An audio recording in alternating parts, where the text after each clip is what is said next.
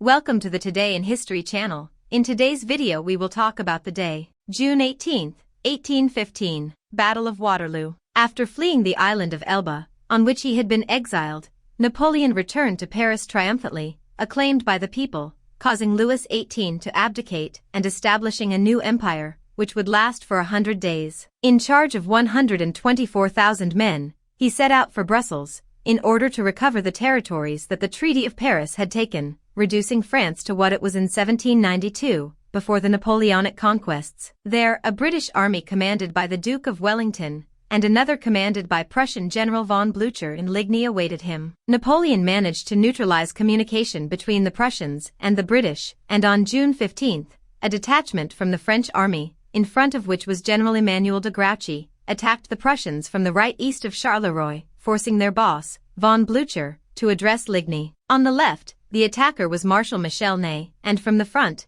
Napoleon, who was supposed to attack the Prussians in Charleroi. The plan was intended to unite the three forces to enter Brussels together. Napoleon, at the head of some 60,000 soldiers, forced von Blücher to retreat towards Wavre after the Battle of Ligny. General Ney left for Brussels to meet Wellington, but at Quatre-Bras the French were repulsed to Frasnes. Wellington withdrew to Waterloo, being chased by the left wing of the French forces commanded by Ney, to whom Napoleon's troops joined. The definitive conflict took place near Waterloo, on June 18, 1815. Napoleon had more than 70,000 soldiers, facing double the number of Allied enemies. Wellington guessed Napoleon's strategy, and attacked his troops, whose cavalry headed for the eastern part of La Haye-Sainte, where it was repelled by the English infantry. French artillery opened fire on the enemy, who hid by taking advantage of the height of the terrain, making the French believe that they had withdrawn. Ney pushed his infantry forward, and it was virtually wiped out. Although the National Guard took La Haye-Sainte, the British restrained their advance. At the end of the day, the French realized the imminence of defeat,